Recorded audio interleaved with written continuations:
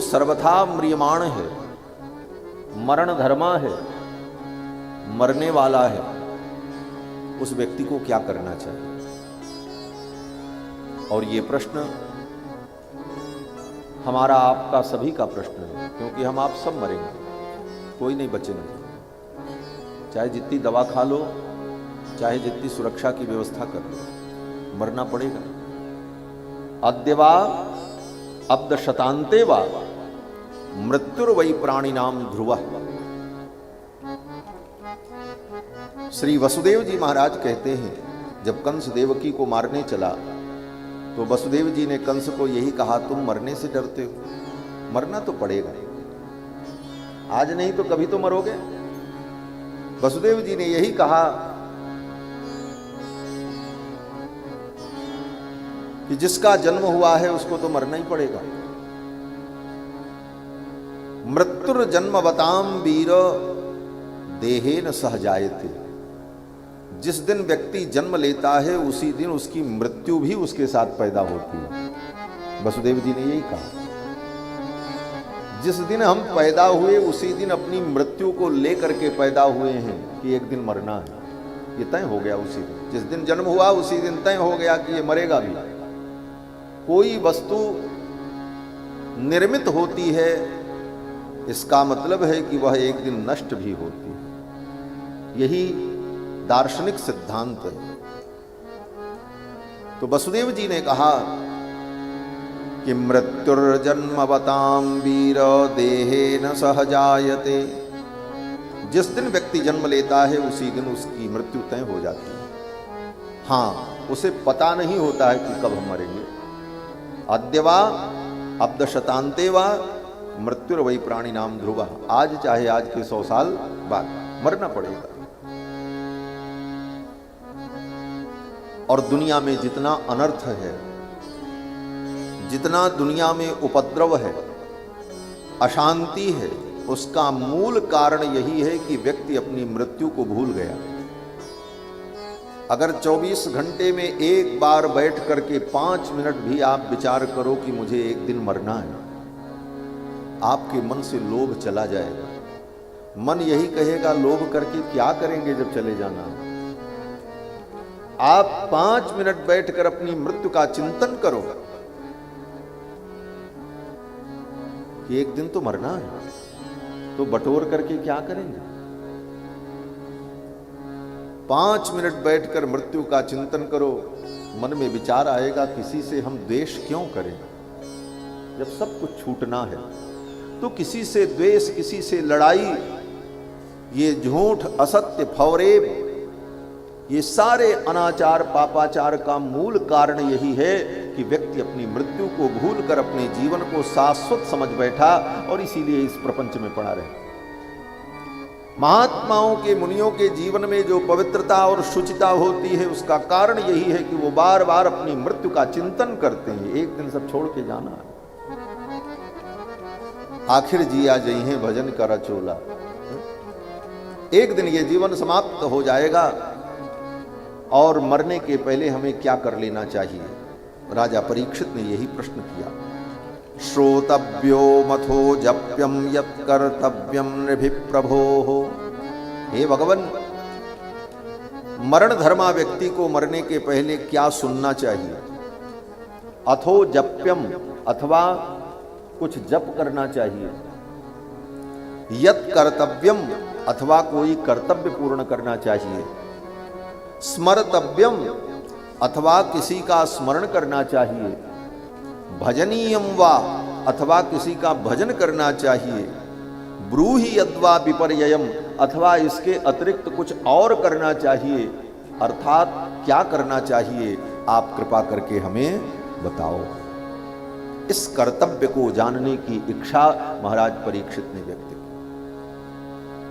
परीक्षित के इस प्रश्न को सुनकर के महाराज सुखदेव बड़े प्रसन्न हुए। प्रत्यभाषत धर्मज्ञो भगवान बादरायणी। सुखदेव जी के राजा परीक्षित के प्रश्न को सुनकर के सुखदेव जी ने उनको साधुवाद दिया और भगवान सुखदेव प्रवचन करने लगे। ये सुखदेव जी कौन है? बोले साक्षात भगवान ही राजा परीक्षित का कल्याण करने के लिए सुखदेव के रूप में आए। यद्यपि लीला में सुखदेव जी वेद व्यास जी के पुत्र हैं, परंतु साक्षात भगवान कृष्ण ही सुखदेव है। क्यों? बोले इनकी स्तुति में कहा कि तम सर्वभूत हृदयम मुनिमानतोस्मि। तम सर्वभूत हृदयम, समस्त भूतों के जो हृदय हैं, समस्त भूतों के, भूत माने भगवान को छोड़ करके जितनी वस्तुएं हैं उन्हीं को भूत कहा जाता है। भगवान को छोड़कर कौन सी वस्तु है? बोले भगवान को छोड़ करके दो वस्तुएं हैं, एक जीव है और दूसरी माया है, प्रकृति। जीव और प्रकृति, और तीसरा तत्व भगवान है। यही तीन तत्व है, ब्रह्म, जीव, माया। यही तत्वत्रय का सिद्धांत है, ब्रह्म, जीव, माया। तो ब्रह्म के अतिरिक्त जो जीव है और माया है, ये दोनों भूत कहलाते हैं, इनको भूत कहा जाता है। कहीं कहीं पर शास्त्र में केवल प्रकृति को ही भूत कहा जाता है, परंतु यहां पर भूत का मतलब जीव और माया दोनों। तो सर्वभूत हृदयम, सुखदेव जी की स्तुति की तो कहा कि यम प्रव्रजंतमनुपेतमपेत कृत्यम द्वैपायनो विरह कातर आजुभाव पुत्रेति तन्मयतया तरवोभिनेदुस्तम सर्वभूत हृदयम मुनिमानतोस्मि। जो समस्त भूतों के हृदय हैं,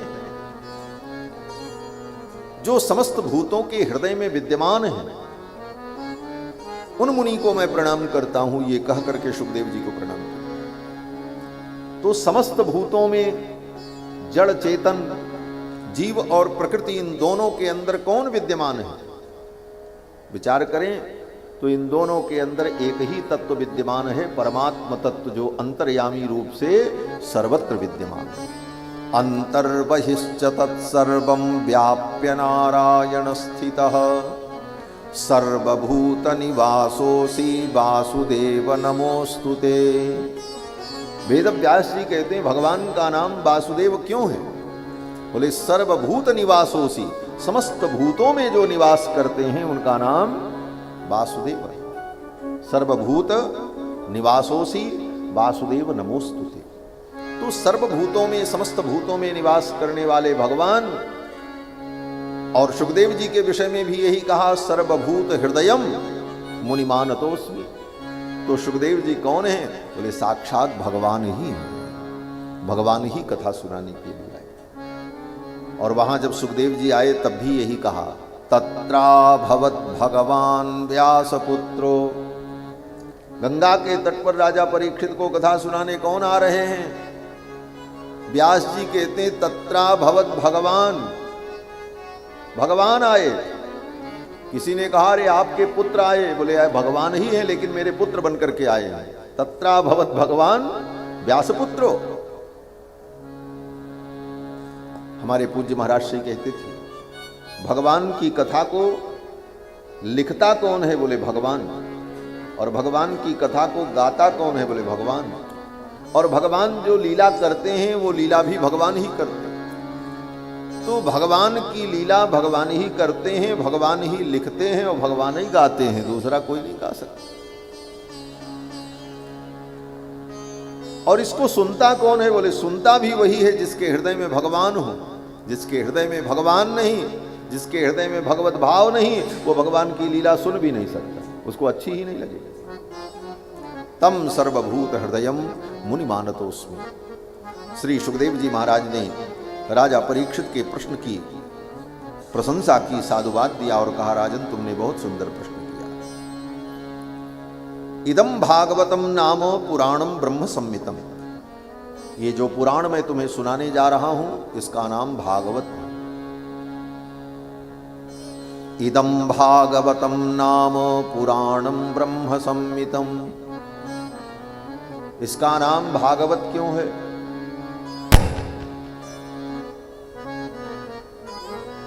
बोले इसका नाम भागवत इसलिए है कि भगवान के द्वारा यह ज्ञान प्रवर्तित हुआ है, इसलिए इसका नाम भागवत है। भगवता प्रोक्तम, भगवान ने इसको कहा है। किससे? बोले ब्रह्मा जी से।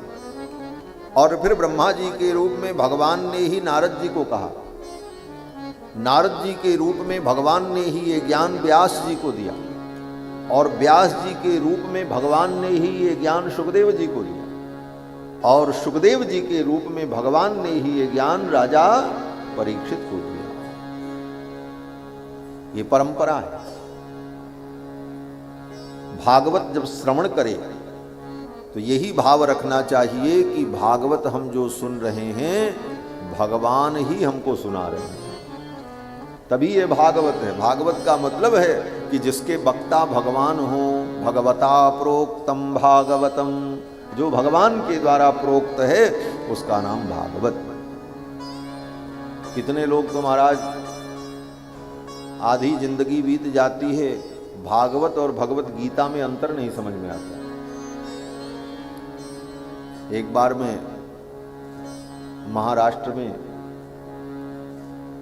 सोलापुर में कथा करने गया। सोलापुर की एक बाई आई हुई है यहाँ, मालू परिवार की। बहुत पहले की बात है, 15-16 वर्ष पहले। एक सज्जन थे, बड़े भागवत, खूब तिलक लगाते थे, कथा में जाते थे, महात्माओं की कथा सुनते थे।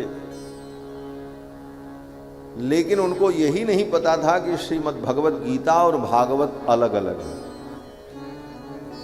कितने लोग ऐसे ही माने।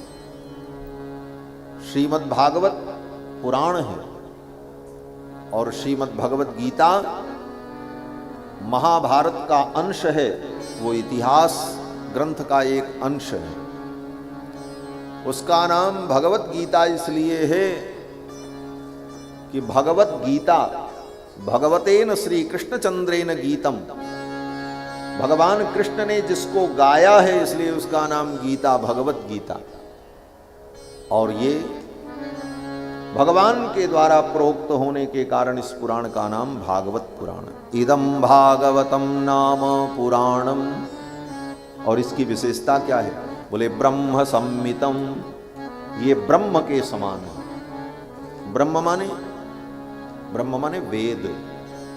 ब्रह्म शब्द के अनेक अर्थ हैं। ब्रह्म माने ब्राह्मण, ब्रह्म माने ब्रह्मा, ब्रह्म माने परब्रह्म परमात्मा, ब्रह्म माने वेद। ये सब ब्रह्म शब्द के अर्थ हैं। कहां पर किस प्रसंग में क्या अर्थ लिया जाता है, ये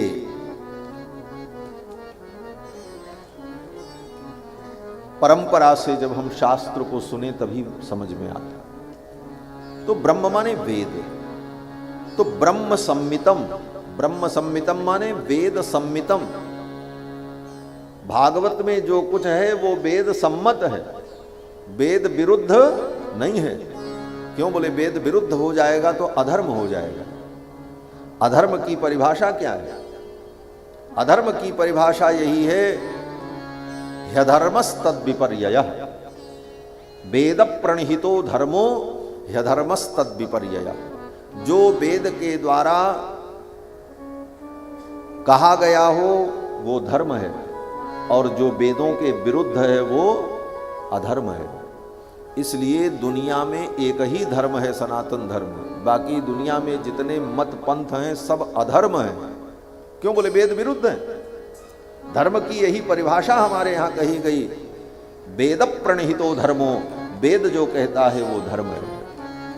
वेदात् धर्मो ही निर्बभौ, वेद से ही धर्म का प्रादुर्भाव होता है। वे धर्म को हम कैसे जाने? तो महर्षि याज्ञवल्क्य ने कहा कि धर्मम जिज्ञासमानानाम प्रमाणम परमम श्रुति ही। अगर धर्म की जिज्ञासा है तो श्रुति के द्वारा, वेद के द्वारा ही तुम जान सकते हो, और किसी साधन से धर्म को नहीं जाना जा सकता। तो वेद ही धर्म का मूल है। और ये भागवत सुखदेव जी कहते हैं ये भागवत जो है ये वेद से अलग नहीं है। वेदों में जो बात कही गई है वही बात इसमें भी कही गई है। वेद से इसका विरोध नहीं है, अपितु वेद से इसकी सहमति है। ब्रह्म सम्मितम, ये वेद के द्वारा सम्मित है। इसीलिए भागवत के प्रारंभ में वेद व्यास जी कहते हैं निगम कल्पतरोर गलितम फलम। निगम माने वेद, ये वेद रूपी वृक्ष का ही फल है। ये वेद से ही पैदा हुआ है, भागवत अलग से नहीं है। अलग से होगा तब तो अधर्म हो जाएगा। रामायण भी क्या है?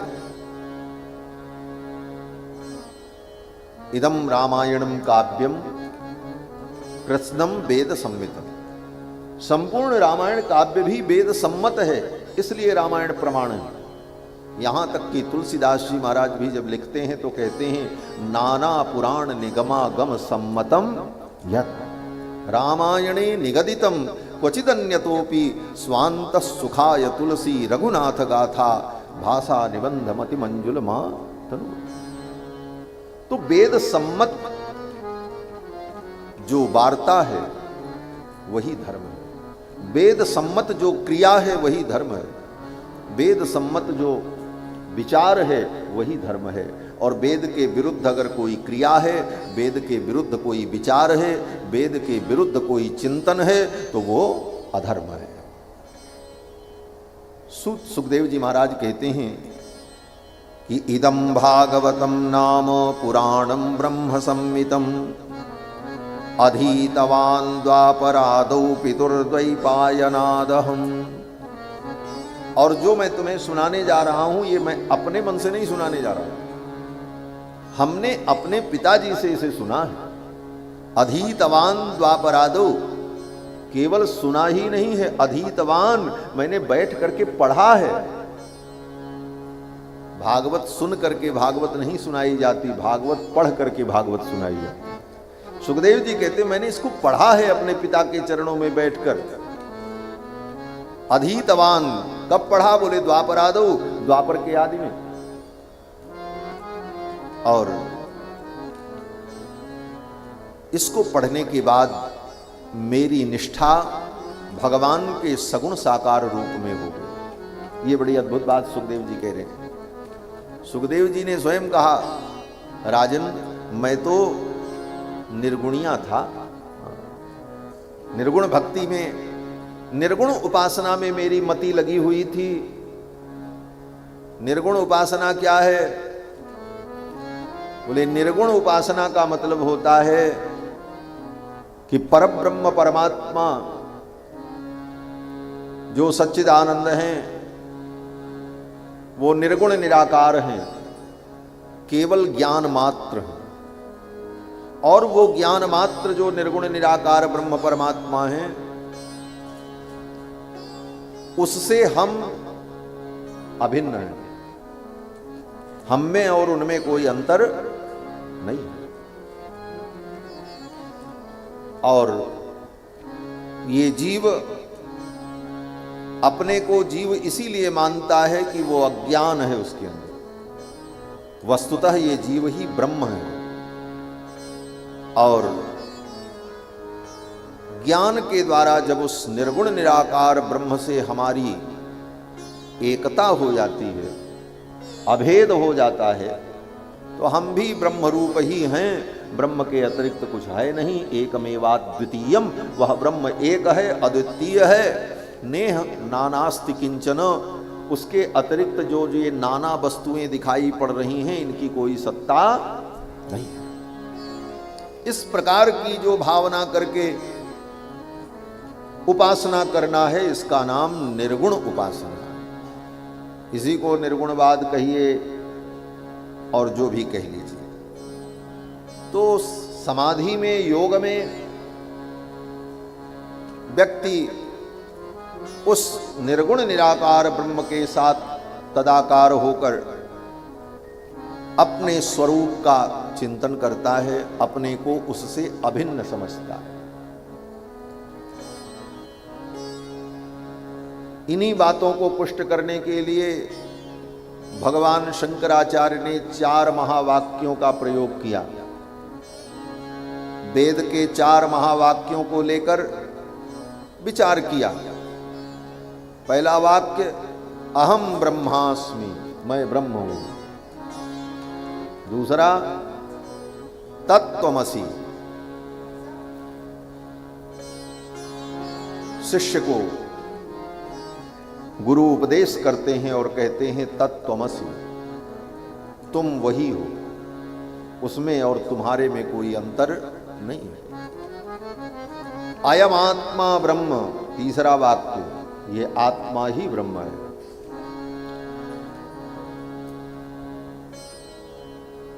प्रज्ञानमानंदम ब्रह्म, और प्रकृष्ट जो ज्ञान है, विशुद्ध ज्ञान, वही ब्रह्म है। ये 4 महावाक्य, इन्हीं 4 महावाक्यों के अनुसंधान के द्वारा ब्रह्म से अपने अभेद को मानकर चिंतन करते हुए मुक्त हो जाना, भगवान में, ब्रह्म में, परमात्मा में लीन हो जाना, इसी का नाम निर्गुण उपासना है। इस निर्गुण उपासना में जो मुक्ति है, वो मुक्ति जीव ब्रह्म में लीन हो जाता है। जैसे एक बूंद समुद्र में गिरी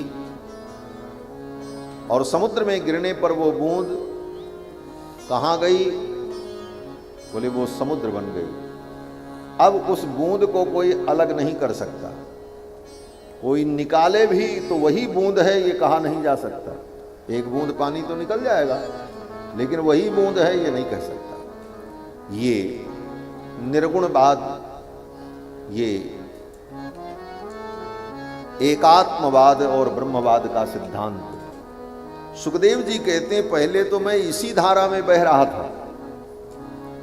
सुखदेव जी कहते हैं कि परिनिष्ठितोपि नैर्गुण्य उत्तम श्लोक लीलया, मैं तो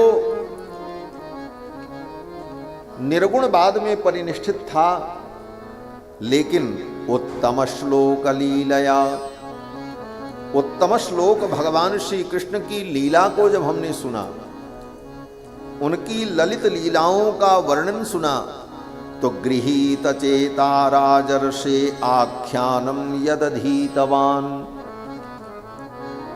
फिर तो मेरा मन उस निर्गुण निराकार ब्रह्म की उपासना से विरत हो गया और मेरे मन ने कहा, अरे भगवान इतने मधुर हैं, उनकी लीला इतनी मधुर है, उनका स्वरूप इतना दिव्य है, तो क्यों न मैं इसका चिंतन करूं। और मैंने अपनी समाधि छोड़ दी और समाधि छोड़कर पिता के चरणों में आकर के इस भागवत को श्रवण किया। सुखदेव जी कहते हैं कि तदहम ते भिदास्यामि, भगवान की उन्हीं लीलाओं का वर्णन, वही श्रीमद् भागवत महापुराण का वर्णन मैं तुमको सुनाऊंगा। क्यों सुनाऊंगा? बोले महापौरुषिको भवान। सुखदेव जी ने कहा, राजन तुम महापौरुषिक हो। महापौरुषिक का मतलब महापुरुष के वंश में उत्पन्न हुए हो, तुम साधारण नहीं हो। कौन महापुरुष? बोले तुम्हारे पिता इतने बड़े महापुरुष अभिमन्यु, तुम्हारे बाबा भगवान के परम प्रेमी भक्त अर्जुन, तुम्हारे और जो बाबा वो सब भगवान के परम प्रेमी पांडव, तुम्हारी मां भगवान की परम भक्ता, तुम्हारी दादी भगवान की सगी बहन, तुम्हारी परदादी भगवान की सगी बुआ, ऐसे महापुरुषों के वंश में तुम्हारा जन्म हुआ है। इसलिए महापौरुषिको भवान यस्य सद्रधता मासु स्यान मुकुंदे मतिरतिहि, इसी कारण से तुम्हारी मति भगवान मुकुंद में है। और तुम्हारी मति कैसी है? सुखदेव जी कहते हैं, राजन तुम्हारी मति जो है वो सती है। हाँ, स्यान मुकुंदे मति ही सती, जिसकी मति भगवान में न लगकर दुनिया के प्रपंच में लगी है, उसकी मति क्या है? बोले असती है। असती माने व्यभिचारिणी है। सती स्त्री कौन होती है? बोले सती स्त्री वो होती है जो एकमात्र अपने पति में रति रखती है। और जो इधर उधर भी भागे वो कौन है? बोले असती। उसी प्रकार ये मति भी असती और सती होती, केवल एकमात्र भगवान में लगी रहे वो मति क्या है? बोले सती। और जो थोड़ा यहाँ भी थोड़ा वहाँ भी, बोले वो मति क्या है? बोले असती, वो मति असती। सुखदेव जी कहते हैं राजन, यस्य सद्रधता मासु स्यान मुकुंदे मति सती। हे राजन, जीव के कल्याण के लिए एतन निर्विद्यमानानाम इच्छताम कुतो भयम। जो व्यक्ति अपनी मति को सर्वत्र से हटा करके भगवान के चरणों में लगा दिया, उसको किसी प्रकार का भय नहीं होता है। ये दुनिया में सब लोग परेशान क्यों है? बोले भय से। भय सबको है। क्या भय है? बोले एक ही प्रकार का भय है सबको, कि सब कुछ छूट जाएगा, इसी का भय। और उस भय से सभी भयभीत हैं, निर्भय कोई नहीं है। बोले 1000 पुलिस बड़े बड़े अस्त्र शस्त्र लेकर के जिसकी रक्षा करती है वो भी निर्भय नहीं, उसको भी भय है कि मर जाएंगे। निर्भयता नहीं। भय ने सबका पीछा कर रखा है। प्रधानमंत्री को भी भय है कि अगले बार हमारी सरकार बनेगी कि नहीं बनेगी। व्यापारी को भी भय है, करोड़ों की पूंजी हमने लगाई, पूंजी निकलेगी कि नहीं निकलेगी। ये सारा संसार भय से आक्रांत है। और भय केवल एक चीज का है कि ये छूट जाएगा। और ये तय है, संसार छूटेगा, सब कुछ छूटेगा।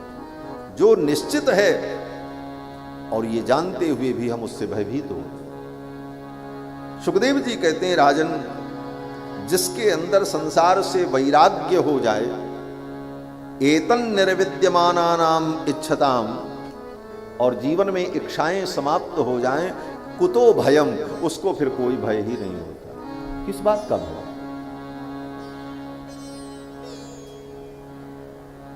और हे राजन, योगिनाम नृपनिर्णीतम हरेर नामानुकीर्तनम। और योगियों ने यही निर्णय किया है कि संसार में रहो और किसी भी प्रकार की वस्तु को छूट जाएगी, टूट जाएगी, नष्ट होगी, इस भाव से ऊपर उठकर भगवान का स्मरण करते रहो। बस यही जीवन का असली रहस्य है। योगिनाम नृपनिर्णीतम हरेर नामानुकीर्तनम। और हे राजन, तुम चिंता मत करो, तुम्हारे पास 7 दिन का समय है। मैं तुमको भगवान की कथा सुनाऊंगा। भगवान की कथा सुनते हुए, भगवान का चिंतन करते हुए तुम्हारा मन भगवान में लगा रहेगा। और जब तुम्हारा शरीर छूटेगा तो तुम भगवान को प्राप्त हो जाओगे। राजा परीक्षित ने कहा, महाराज हमारे पास तो 7 ही दिन का समय है। सुखदेव जी ने कहा, राजन चिंता मत करो। एक राजा थे रघुवंश के, उनका नाम था महाराज खट्वांग। बड़े धर्मात्मा थे, बड़े वीर थे। देवताओं की सहायता करने के लिए स्वर्ग जाते थे, देवता भी उनसे सहायता मांगते थे। एक बार उन्होंने देवताओं से पूछा कि आप तो भूत भविष्य सब जानते हो, आप एक बात बता दो। देवताओं ने कहा, क्या? महाराज खट्वांग ने कहा, ये बताओ कि हमारी आयु कितनी बची है, अभी हम कितने दिन रहेंगे, हम ये जानना चाहते हैं। तो देवताओं ने बता दिया। देवताओं ने कहा, बस 1 मुहूर्त के बाद आपकी मृत्यु हो जाएगी। आपकी आयु केवल 48 मिनट बची हुई है, बस 48 मिनट। 48 मिनट का 1 मुहूर्त होता है।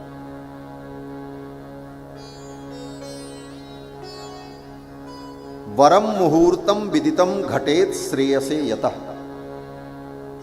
1 मुहूर्त भी समय हमको मिल जाए और हम सावधानी से 1 मुहूर्त का भी सदुपयोग कर लें,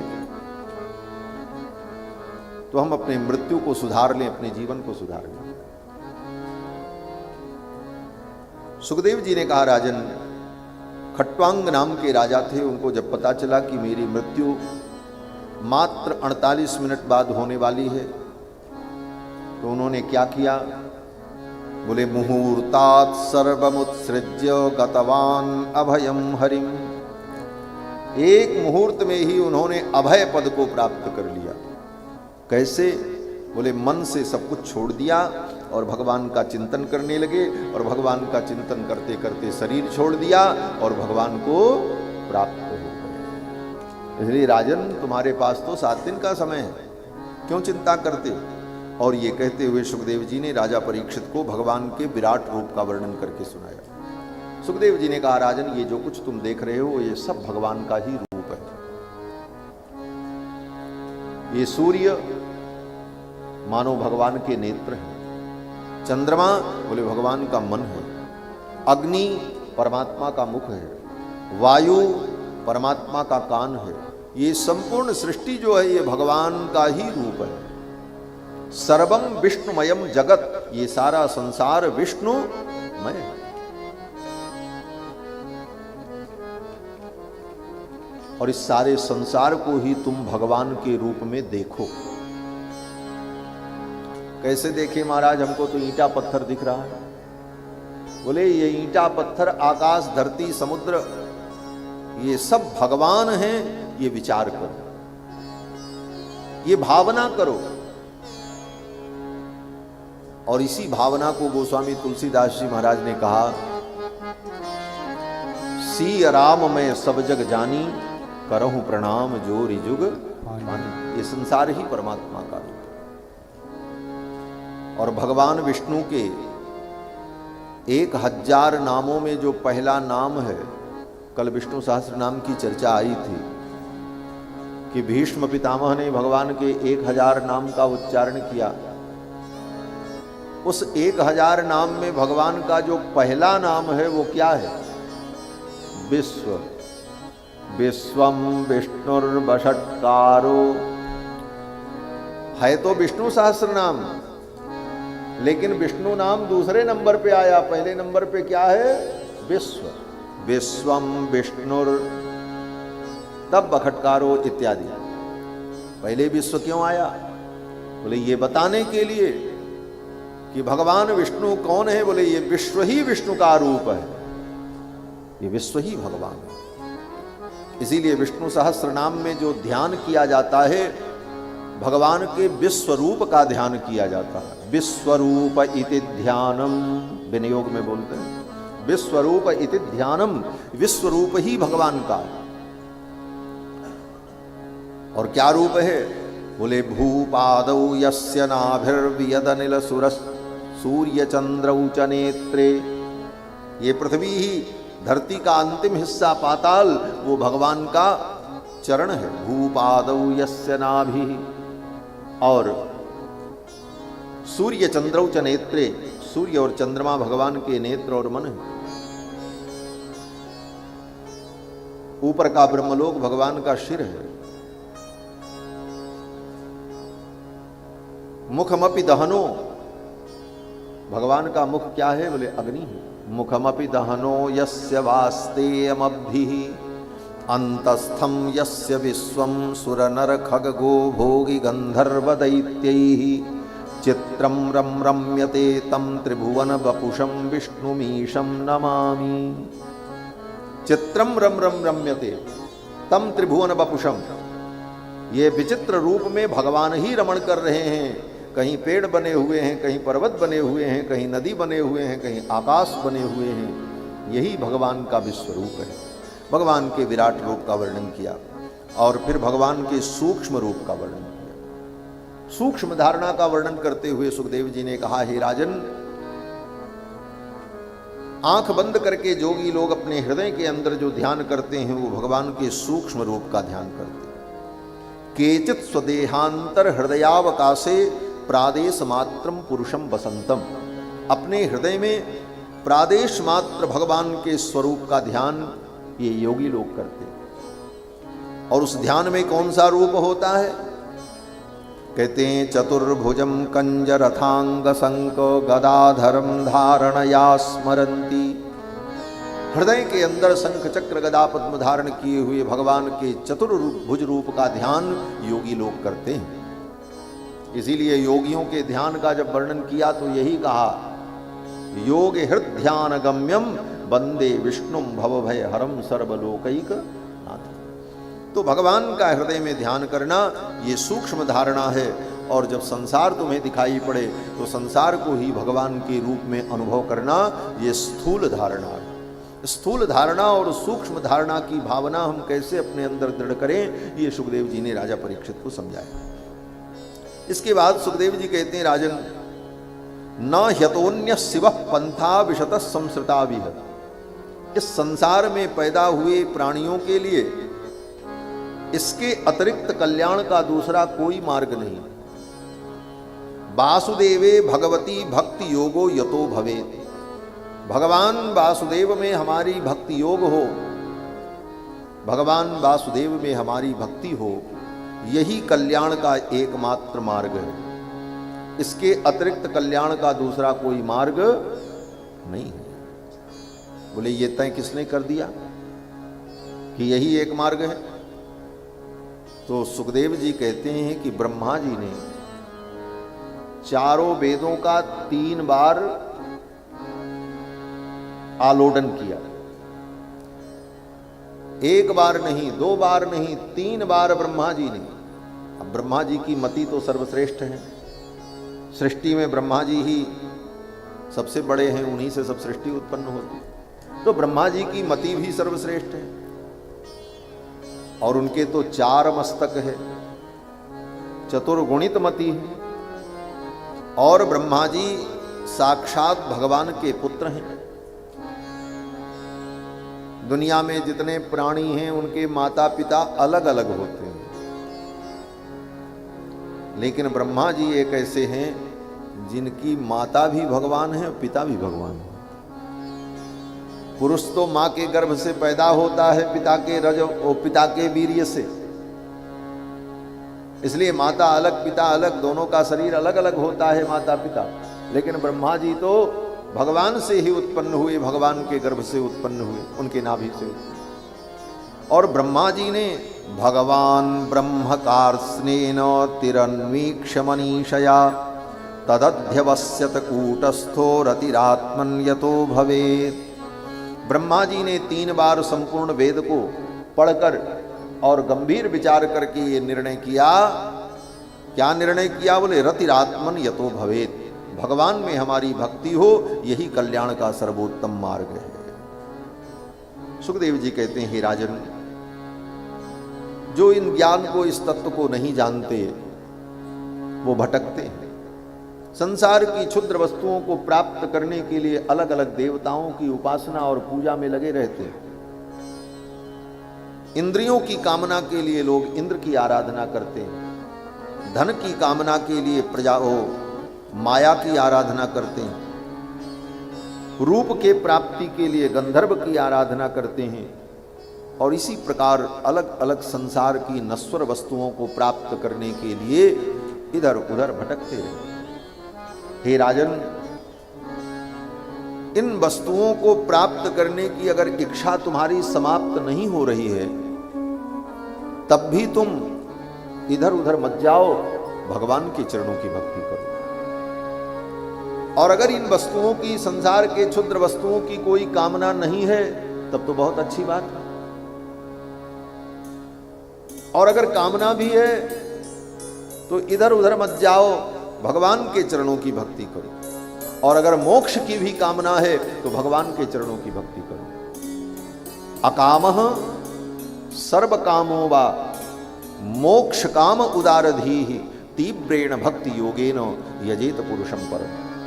तीव्र भक्ति योग के द्वारा भगवान परम पुरुष की आराधना। तीव्रेण भक्ति योगेन यजेत पुरुषम परम। पुरुष माने भगवान। ये पुरुष नाम भगवान का असाधारण नाम है। बाकी जितने नाम भगवान के हैं वो नाम किसी और के भी हो सकते हैं, लेकिन पुरुष नाम केवल भगवान का। पुरुष नाम केवल भगवान का है। और पुरुष में भी उत्तम पुरुष, पुरुषोत्तम। इसीलिए गीता में भगवान ने कहा, द्वाविमौ पुरुषौ लोके क्षरश्चाक्षर एव च, क्षरः सर्वाणि भूतानि कूटस्थोक्षर उच्यते, तस्माच्छरमतीतो हम अक्षरादपि चोत्तमः, तस्माल्लोके च वेदे च प्रथितः पुरुषोत्तमः। इसीलिए लोक वेद में सर्वत्र मैं पुरुषोत्तम नाम से प्रथित हूं, प्रसिद्ध। और इसीलिए वेदों में भी भगवान के स्वरूप का वर्णन करने वाला जो सूक्त है उसका नाम पुरुष सूक्त है। पुरुष माने भगवान, भगवान विष्णु, भगवान हरि। सुखदेव जी कहते हैं, अकामः सर्वकामो वा मोक्ष कामुदारधी तीव्रेण भक्ति योगेन यजेत पुरुषम परम। और ये कहते हुए सुखदेव जी ने भगवान की बड़ी सुंदर स्तुति की। राजा परीक्षित ने कहा, महाराज, साब्दे ब्रह्मणि निष्णातः परस्मिश्च भवान खलु। अब मैं निश्चिंत हो गया, आपकी वाणी से मेरा कल्याण होगा। क्यों? महाराज परीक्षित कहते हैं, आप शब्द ब्रह्म में और पर ब्रह्म में दोनों में निष्णात हैं। हाँ। गुरु कैसा हो? बोले गुरु शब्द ब्रह्म में भी निष्णात हो। शब्द ब्रह्म का मतलब शास्त्र, जिसको शास्त्र का ज्ञान हो, तभी वो शास्त्र की बातों के आधार पर तत्व का निरूपण कर पाएगा। इसलिए गुरु कैसा हो? बोले शास्त्रज्ञ हो। और केवल शास्त्रज्ञ ही नहीं हो, भगवान के चरणों में उसकी भक्ति हो। शास्त्रज्ञ तो रावण भी था, रावण सब शास्त्र पढ़ा था, लेकिन भगवान में भक्ति नहीं। और भगवान में बहुत भक्ति है लेकिन शास्त्र ज्ञान नहीं है। और कोई शिष्य अगर शास्त्र की बात पूछ लेगा तो शास्त्र ज्ञान के अभाव में वो अगर गलत मार्गदर्शन कर दिया तो शिष्य का पतन हो जाएगा। इसी ब्रजधाम में किसी भक्त ने किसी संत से पूछा, एक संत थे कोई, पूछा रजस्वला स्त्री को भगवान की पूजा करनी चाहिए? तो उन्होंने कहा हाँ करनी चाहिए। बोल दिया। भोग लगाना चाहिए? बोले हाँ भोग लगाना चाहिए। शास्त्र ज्ञान नहीं। शास्त्र कहता है प्रथमे हनि चांडाली द्वितीय रज की भवे। रजस्वला अवस्था में 4 दिनों में स्त्री अपवित्र रहती है, उस समय उसे पूजा पाठ समस्त कामों से निवृत्त होकर एकांत में रहते हुए केवल भगवान का चिंतन करना चाहिए। कोई पूजा पाठ नहीं, उस समय कुछ न करना ही भगवान की पूजा मान ली जाती है। उस समय वो कुछ न करे, यही उसकी भगवान की भक्ति मान ली जाती है, क्योंकि धर्मशास्त्र ही कहता है। और धर्मशास्त्र के विरुद्ध बोले हम अपने भगवान को भोग लगाएंगे। हमारे भगवान का भोग कैसे लगेगा? माँ तो अपने बच्चे को खिला सकती है, कन्हैया मेरे बालक हैं, बोले ये सब बात तुम कहती रहो, लेकिन शास्त्र शास्त्र है, शास्त्र की अपनी मर्यादा होती है, उसके नियम होते हैं, और शास्त्र से ही धर्म का संचालन होता है। भावना और इच्छा उसका अपना महत्व है, लेकिन वो भावना भी शास्त्र के अनुकूल हो तभी वो मान्य होती है। शास्त्र के प्रतिकूल भावना भी अमान्य होती है।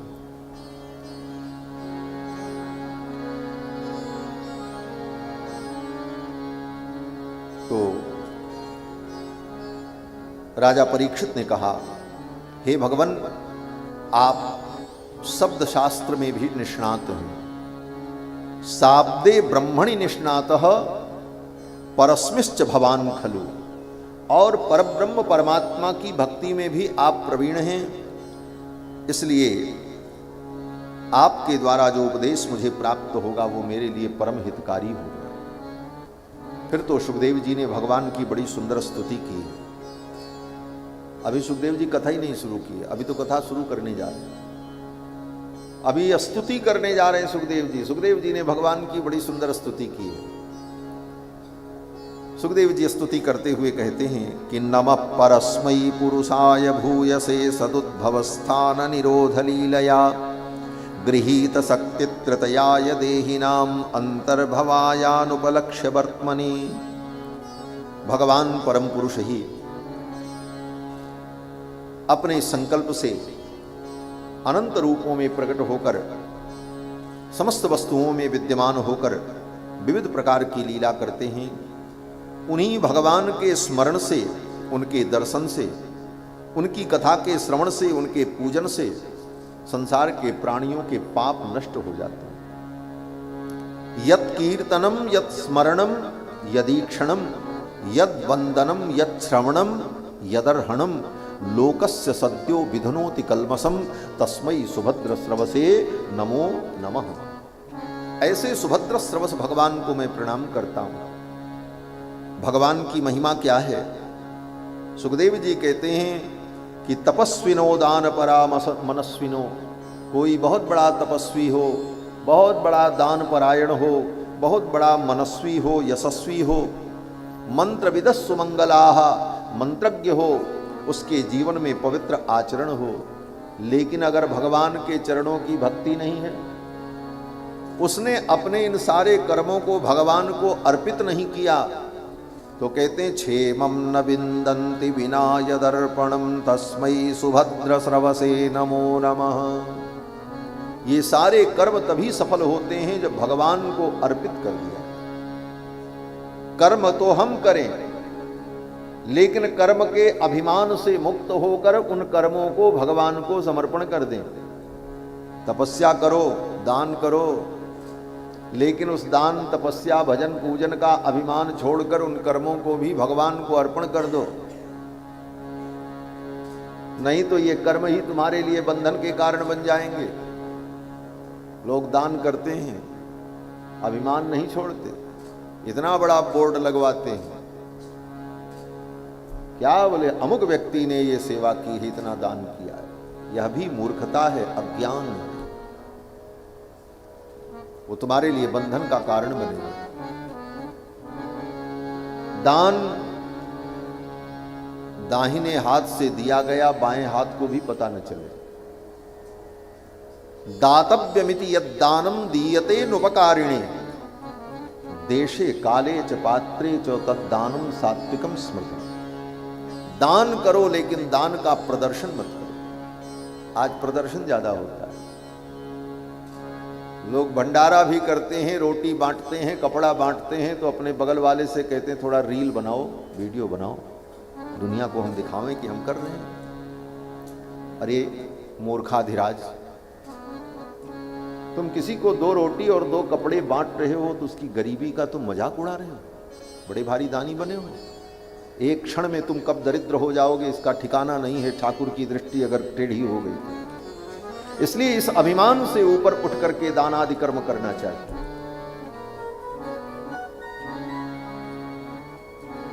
और वो करने के बाद भी उन कर्मों का अभिमान नहीं रखना चाहिए, अपितु भगवान को समर्पण कर देना चाहिए।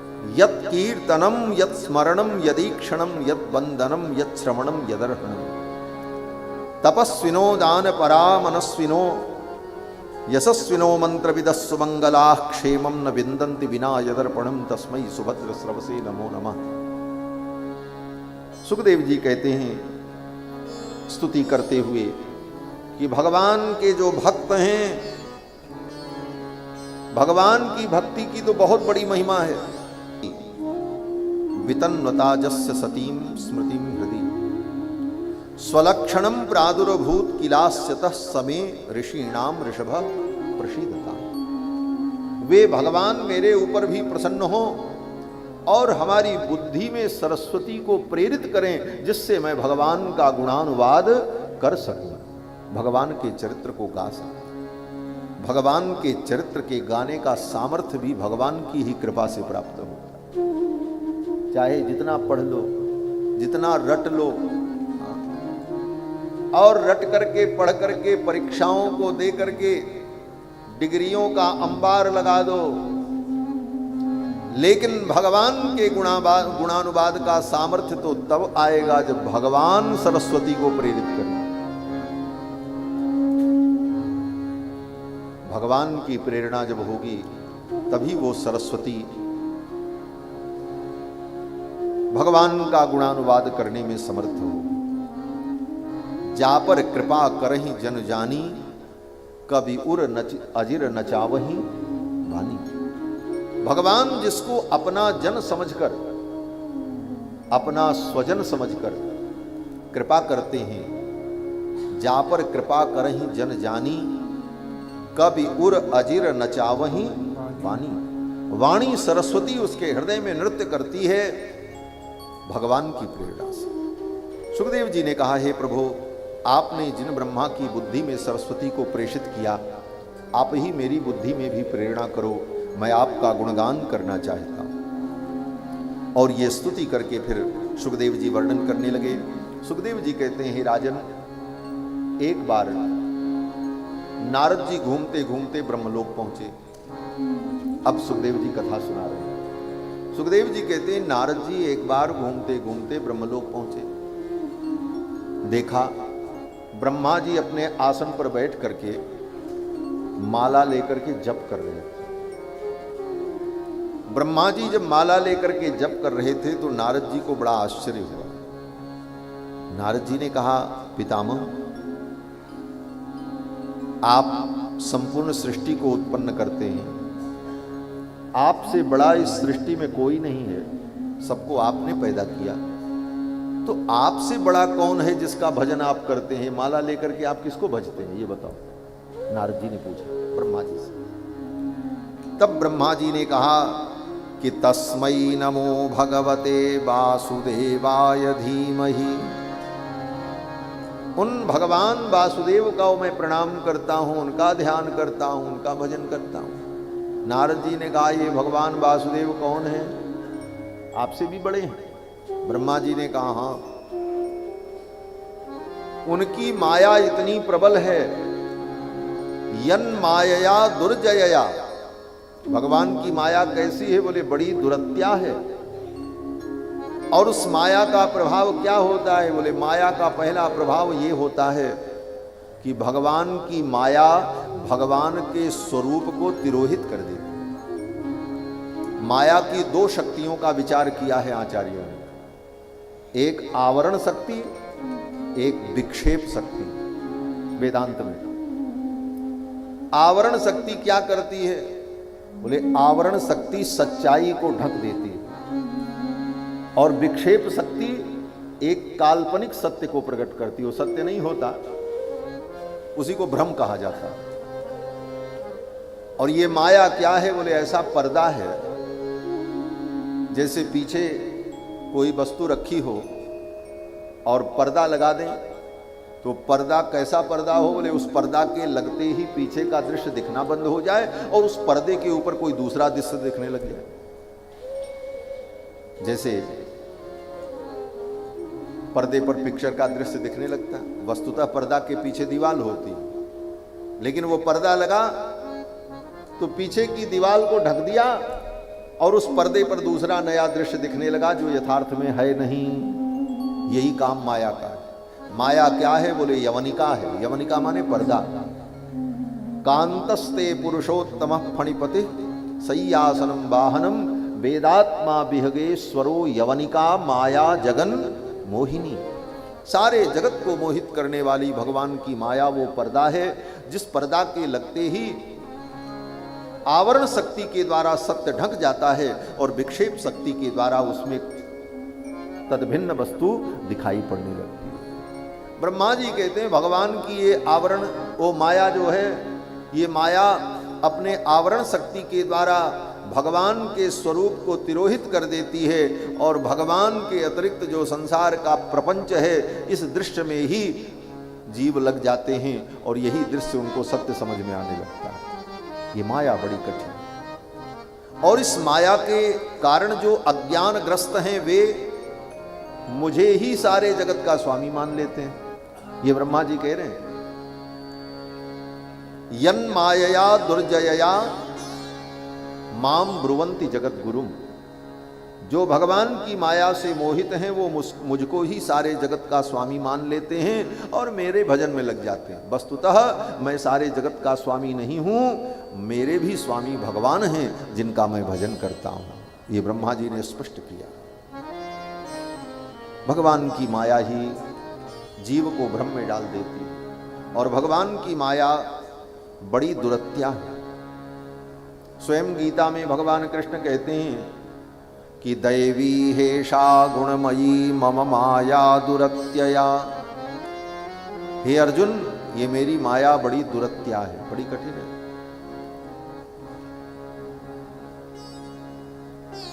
दैवी हेषा गुणमयी मम माया दुरत्यया।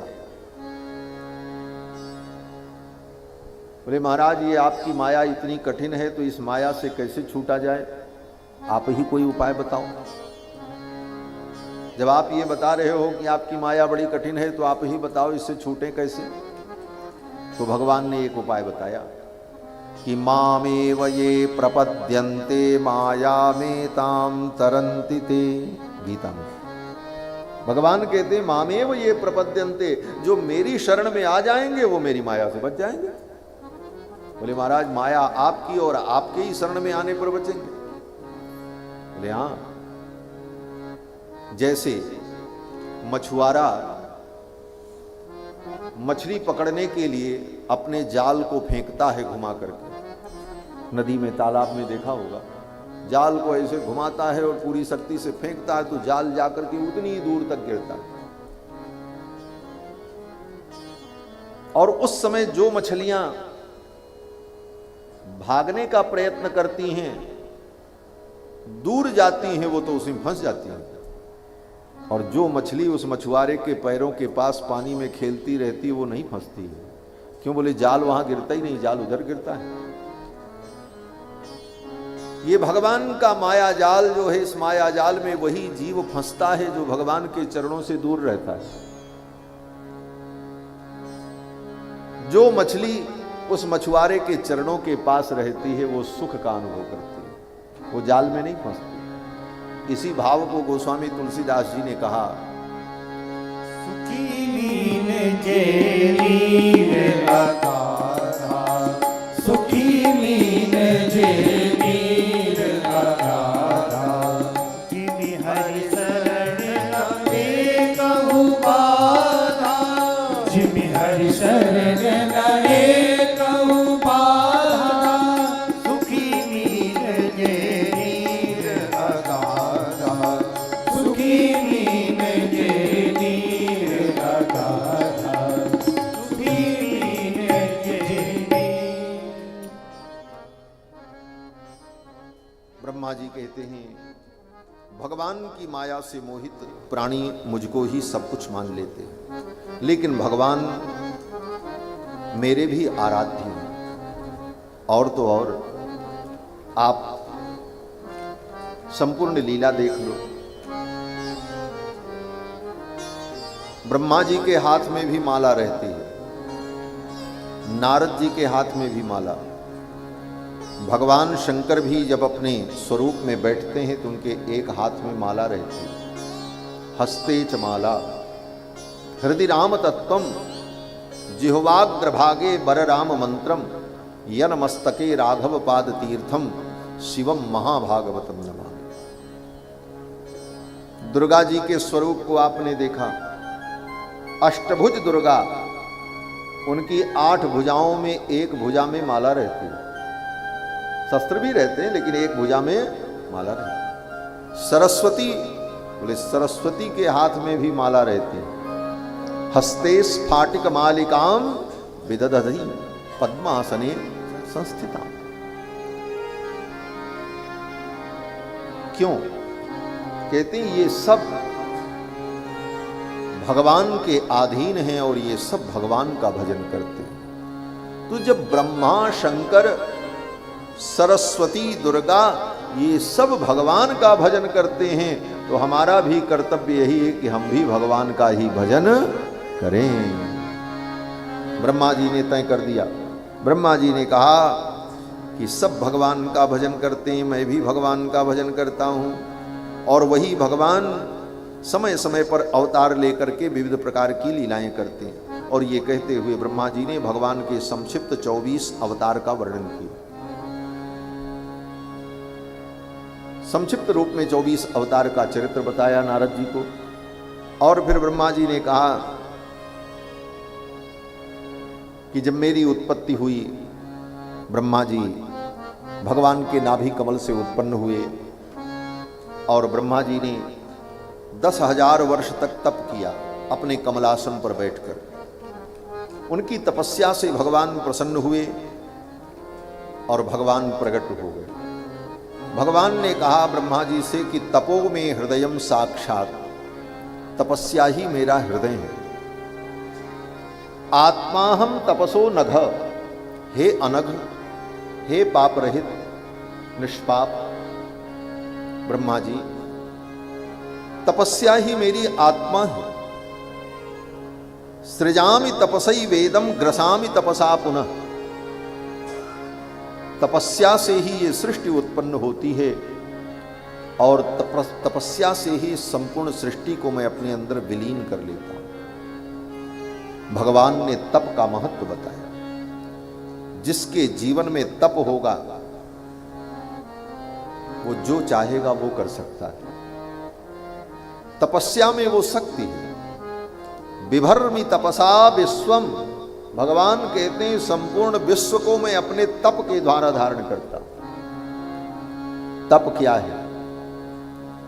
वो एक काया क्लेशो तपः, धर्म का आचरण करते हुए शरीर को जो दुख मिलता है उस दुख को हम प्रसन्नता पूर्वक सहन कर लें, इसी का नाम तप है। बहुत बड़ी व्याख्या नहीं है।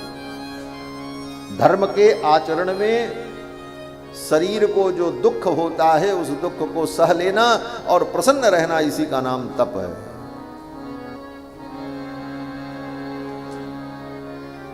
व्रत किया, खूब भूख लगी है, खाने का मन कर रहा है, लेकिन हम प्रसन्नता पूर्वक उस भूख को सहन कर लेते हैं, यही तप है। परिक्रमा किया, बोले चलने में थकावट होगी, पैर में जलन होगी, छाले भी पड़ जाएंगे, लेकिन शरीर के दुख की परवाह न करके उस धर्म का आचरण हमने किया, इसी का नाम तप। काया क्लेशो तपः। आज व्यक्ति तप नहीं कर पा रहा, इतना सुविधा भोगी होता चला जा रहा है प्राणी कि उसके जीवन से तपस्या दूर होती चली जा रही है। 3 घंटे बैठ के कथा सुनने की तपस्या नहीं कर पा रहा है, और तो बात छोड़ो। 4 बार उठेंगे बैठेंगे, एक बार उधर जाएंगे, एक बार इधर आएंगे, तब कथा सुनेंगे। बैठने का अभ्यास, जितासनो जितश्वासः। कपिल भगवान ने अपनी मां को जब उपदेश किया है तो कहा है जितासनो जितश्वासः। जिसने अपने आसन को जीत लिया वही किसी साधना में सफल भी हो पाता है। आसन जीतने का मतलब एक आसन से बैठने का अभ्यास बन जाना।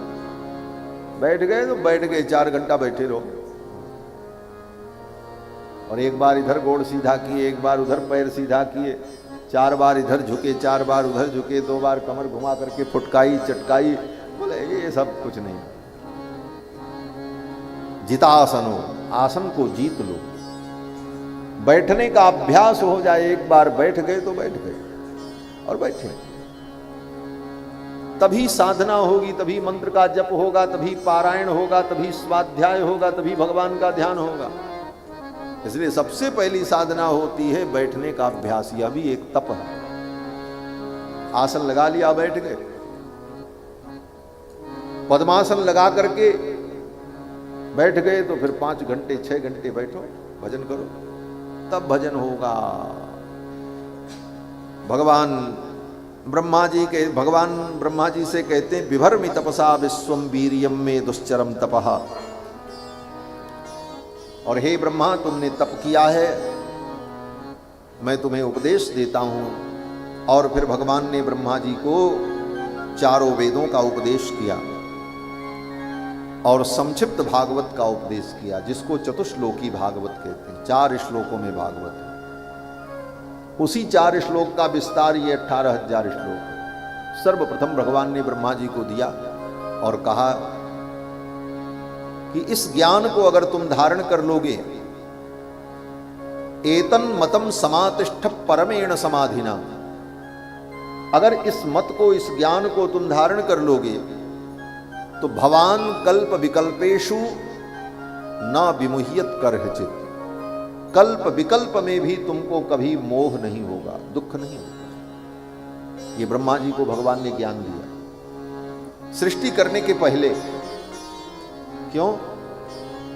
बोले अगर ज्ञान नहीं है और आपने सृष्टि की तो अपनी ही की गई सृष्टि में तुम उलझ करके दुख प्राप्त करोगे। ब्रह्मा जी के ऊपर कृपा करके सृष्टि करने के पहले ही भगवान ने उनको ज्ञान दे दिया और कहा इस ज्ञान को तुम अगर धारण करोगे तो भवान कल्प विकल्पेशु न विमुह्यत करहिचित, कल्प विकल्प बीत जाएंगे लेकिन तुमको कभी मोह नहीं होगा, कोई दुख नहीं होगा। इसीलिए ब्रह्मा जी को कोई दुख नहीं होता। क्या दुख नहीं होता? बोले सृष्टि तो हम आप भी करते हैं, अपनी छोटी सी दुनिया बनाते हैं, घर बनाते हैं, मकान बनाते हैं, फार्म हाउस बनाते हैं, परिवार बनाते हैं, सारे संसाधन जुटाते हैं, अपनी ही बनाई हुई छोटी सी सृष्टि में उलझ जाते हैं और उसी में कोई बिगड़ गया, कोई मर गया, कोई नष्ट हो गया तो हम रोते हैं और दुखी होते हैं और परेशान होते हैं। अपनी ही बनाई सृष्टि में जिसको हमने सुख के लिए बनाया था वही हमारे लिए दुख का कारण बन गया। कारण? बोले कारण यही था कि हम ज्ञान को धारण नहीं कर पाए। और ब्रह्मा जी, बोले ब्रह्मा जी इतनी बड़ी दुनिया बनाते हैं, सब कुछ उन्हीं का बनाया है, लेकिन सब बिगड़ता रहता है और ब्रह्मा जी को कोई टेंशन नहीं होता, बनाते रहते हैं, बिगड़ता रहता है। ब्रह्मा जी कभी नहीं दुखी होते, इतने लोग मर गए, इतने नष्ट हो गए, ये ब्रह्मांड जो है नष्ट हो गया, यहाँ प्रलय हो गई, यहाँ ऐसा हो गया, सब होता रहता है, ब्रह्मा जी निश्चिंत रहते हैं। क्यों? बोले उनको कहीं मोह नहीं है, उन्होंने ज्ञान को धारण कर लिया। इसीलिए जीवन में ज्ञान धारण करके तब कुछ करो तो तुम्हारे द्वारा किया गया वो कार्य तुम्हारे लिए बंधन का कारण नहीं बने। और ज्ञान नहीं तो अपने ही बनाए हुए जाल में हम उलझ जाते हैं। जैसे मकड़ी अपने द्वारा ही जाल बुनती है और मकड़ी उस जाल को क्यों बुनती है? बोले इसी जाल में हम रहेंगे अपने रहने के लिए, और इस जाल में जो आ जाएगा, कोई छोटी मोटी जीव मक्खी इत्यादि फंस जाएगी तो उसको हम खा भी लेंगे, भोजन भी मिल जाएगा। तो अपने द्वारा वो जाल बना करके उस जाल में जब वो मकड़ी बैठती है तो उसी जाल में वो स्वयं फंस जाती है। उसके द्वारा निर्मित जाल उसी को बंधन में डाल देता है। ब्रह्मा जी महाराज कहते हैं कि भगवान ने मुझे ज्ञान प्रदान किया और उस ज्ञान के द्वारा मैं आज भी मोहित नहीं होता हूं। ब्रह्मा जी को भगवान ने ज्ञान दिया, एतन मतम समातिष्ठ परमेण समाधिना भवान कल्प विकल्पेशु न विमुह्यत करहिचित। फिर आगे श्री सुखदेव जी वर्णन करते हैं, हे राजन, ये पुराण जो है, पुराण एक विद्या है। पुराण विद्या क्या है?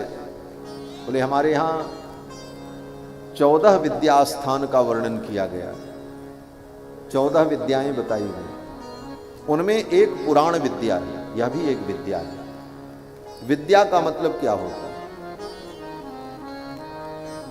विशेष रूपेण अज्ञानम द्यति खंडयति या सा विद्या। जो अज्ञान का खंडन कर दे उसका नाम विद्या है। यद्यपि किसी भी ज्ञान को व्यक्ति विद्या कह देता है, चोर चोरी करता है तो लोग कहते हैं महाराज ये चोर विद्या में प्रवीण है, चोर विद्या भी है। लेकिन विद्या का अर्थ होता है जो अज्ञान को नष्ट कर दे। विद्या या विद्या क्या है? बोले जिसके द्वारा हम मुक्ति को प्राप्त कर लें। विद्या सा या विमुक्त। विद्या वो है जिसके द्वारा हम मुक्ति को प्राप्त कर लें, अज्ञान का खंडन हो जाए। तो 14 प्रकार की विद्याओं का वर्णन है। विद्या स्थान, उसमें एक पुराण विद्या भी है। ये पुराण, और पुराण होता क्या है? बोले कोई भी लिख दे तो वो पुराण नहीं हो जाता। अब आजकल कोई पुराण बना दे, 1500 श्लोक की रचना करके उसका कुछ नाम रख करके पुराण बना दे तो पुराण पुराण नहीं हो जाएगा। एक पुराण लोगों ने अभी बनाया था,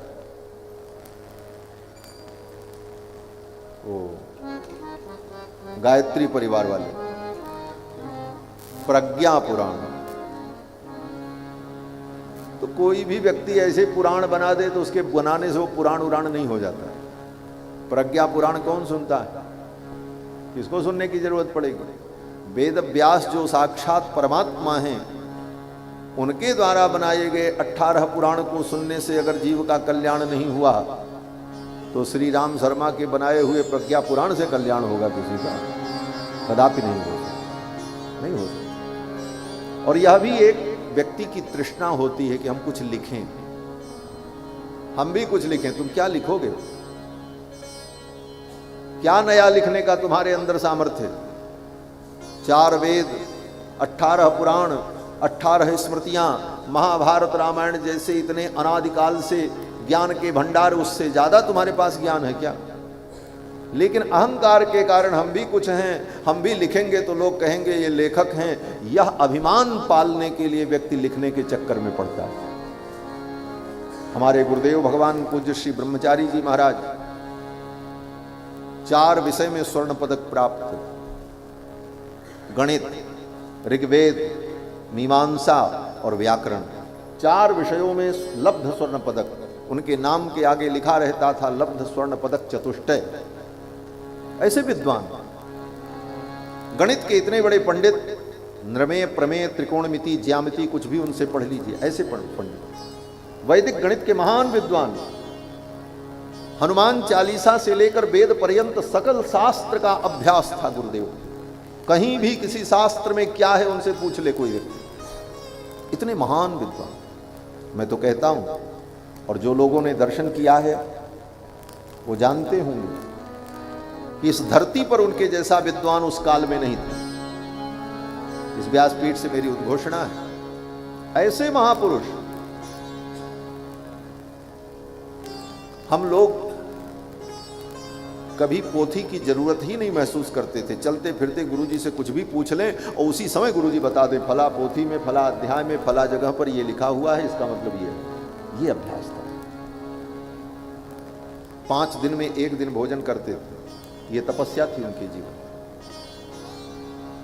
संध्या करते थे तो सरयू जी में स्नान करने के बाद 4-4 घंटे सरयू जल में, इतने जल में खड़े होकर के गायत्री का जप करते रहे। एक बार हरिद्वार में घटना हुई, 1999 की बात है। हरिद्वार का कुंभ था 25 साल पहले। गुरुजी को मैं लेकर के कुंभ में गया। गुरुजी ने कहा पूरा मेला समाप्त हो जाए तब चलो, भीड़ के बाद चलेंगे। हरिद्वार का कुंभ जब समाप्त हो गया बैसाख में, तब पूर्णिमा स्नान करने के लिए गुरुजी चले और गुरुजी को लेके गए। गंगा जी में गए स्नान करने के लिए गुरुजी। सप्त सरोवर मार्ग पर हमारे त्रिदंडी देव सेवाश्रम के पीछे ही घाट था, उसी घाट पर स्नान करने गए और स्नान करके वहीं गंगा जी में खड़े होकर के संध्या करने लगे गुरुजी। 4 घंटे वहीं तक संध्या करते रहे खड़े खड़े जल में। और हरिद्वार का जल कितना ठंडा होता है आप अंदाजा लगा लें। 4 घंटा संध्या बंदन करते रहे। जब निकलने का समय हुआ तो घुटना और नीचे का ये हिस्सा और कमर यहां सब जाम हो गए। चलने की उन्होंने कोशिश की तो पानी में गिर पड़े, लेकिन जब तक संध्या बंदन करते रहे तब तक खड़े। फिर किसी प्रकार उनको हम लोग निकाल करके लेकर के आए और फिर गरम तेल से मालिश, औषधि और सब कुछ किया गया। तब जाकर के उनका पैर थोड़ा सीधा हुआ और कुछ मुड़ने लगा। फिर कई दिन लगे उनको ठीक होने में, लेकिन अपने नियम के पक्के थे। ऐसे महापुरुष। तो कभी कभी हम लोग कहते थे गुरुजी ये ग्रंथ बड़ा कठिन है, इस ग्रंथ के ऊपर आप कोई व्याख्या लिख दो। आप इसकी व्याख्या लिख दीजिए। तो गुरुजी हमेशा डांट देते थे। गुरुजी कहते थे हम क्या लिखें, वेदव्यास जी ने जो लिखा है, महर्षि वाल्मीकि ने जो लिखा है, ऋषियों ने जो लिखा है, उससे ज्यादा लिखने की शक्ति हमारे अंदर नहीं। जो लिखा है उसी को तुम लोग पढ़ लो, उसी में तुम्हारा कल्याण है। हम कुछ नया लिखने का सामर्थ्य नहीं रखते। इतनी बड़ी बात। और आज जिसको थोड़ा सा भी ज्ञान नहीं, वो भी 10-20 कपोल कल्पित पंक्तियां बना करके, लिख करके, ले करके प्रचार करता रहता, हमने लिख दिया, हमने लिख दिया। विभिन्न सृष्टि का कारण है। लोग कहते हैं महाराज सब बराबर हैं, सब समान हैं, सबको समानता का अधिकार है, संविधान ने सबको समान बनाया है। बोले तुम्हारा संविधान सबको समान बनाया करे, लेकिन ये प्रकृति ने सबको समान नहीं बनाया है। प्रकृति में भेद है। कोई अज्ञानी है, कोई ज्ञानी है, कोई मूढ़ है, कोई सहनशील है, कोई असहज है। सब प्रकार के लोग सृष्टि में हैं और सबकी प्रकृति भिन्न भिन्न है। कोई छोटा है, कोई बड़ा है, कोई मोटा है, कोई दुबला है, कोई काला है, सब तो है। अगर सब समान होते तो एक समान क्यों ना हो जाते? जब सृष्टि ने ही सबको असमान बनाया, सबकी बुद्धि में असमानता है, एक जैसी सबकी बुद्धि नहीं है, एक जैसा विचार नहीं है, तो फिर तुम चिल्लाते रहो सब समान है, कैसे समान हो जाएंगे? फिर ये असमानता क्यों हुई? कोई ज्यादा बुद्धिमान, कोई कम बुद्धिमान, कोई गरीब, कोई अमीर, कोई ज्ञानी, कोई अज्ञानी। तब इसका कारण बताया कि ये जीवों के अपने अपने जन्म जन्मांतर के कर्मों के अनुसार ये विधान ईश्वर ने बनाया। जिसके कर्म बहुत अच्छे थे वो बड़ा बुद्धिमान हुआ, जिसके कर्म अच्छे थे वो बड़ा ज्ञानी बना, जिसके कर्म खोटे थे वो अज्ञानी बना। अब वो अच्छे कर्म करेगा तो फिर आगे ज्ञानी बन जाएगा। ऐसा नहीं है कि वो सदा ज्ञानी ही रहेगा और ज्ञानी सदा ज्ञानी ही रहेगा। अगर उससे गड़बड़ हुआ तो उसका पतन हो जाएगा, और जो नीचे है वो अच्छे कर्म करेगा तो ऊपर चला जाएगा। ये सृष्टि में जो भेद है ये कर्म के कारण। और ये कर्म क्या है? बोले इन कर्मों की जो जन्म जन्मांतर की वासना है उसी का नाम ऊती है। इसका विचार मनवंतर, अनेक अनेक मनु उत्पन्न हुए और उन मनु के द्वारा सृष्टि का विस्तार हुआ। इसका वर्णन जिस ग्रंथ में हो। ईशानु कथा, भगवान का चरित्र, भगवान के अवतार का वर्णन, निरोधो और संसार से मुक्ति कैसे मिले, संसार बंधन कैसे छूटे, इसका विचार, मुक्ति तत्व, मुक्ति क्या है, मोक्ष किसे कहते हैं, इसका विचार, और आश्रय, इन सब का आश्रय जो परमात्मा है उसका चिंतन। इतने विषयों का वर्णन जिस ग्रंथ में हो उसको पुराण कहते हैं। वो पुराण विद्या है। अत्र सर्गो विसर्गश्च स्थानम पोषण ऊतयः मन्वंतरेशानुकथा निरोधो मुक्तिराशय। दशमस्य विशुद्ध्यर्थम, इन 10 लक्षणों में जो 10वां है जिसको आश्रय तत्व कहा जाता है, वो आश्रय तत्व कौन है? बोले वो भगवान है। उस आश्रय तत्व पर ही विचार करने के लिए 9 तत्वों पर विचार होता है। कुल मिलाकर के जो 10 तत्व हैं, 10 लक्षण हैं, इसमें जो 10वां आश्रय है वो भगवान है। और भगवान के स्वरूप का ही विचार करने के लिए सृष्टि का विचार किया जाता है, विसर्ग का विचार किया जाता है, पोषण का विचार किया जाता है, ऊती का विचार होता है, भगवान के अवतार पर विचार होता है। तो ये सब विचार जो पुराणों में है ये भगवान के स्वरूप का स्पष्टीकरण करने के लिए, ये पुराण की विशेषता होती है। सुखदेव जी कहते हैं, राजन अब मैं तुमको सुनाता हूं ये कथा मैत्रेय जी ने विदुर जी को सुनाई। कब सुनाई थी?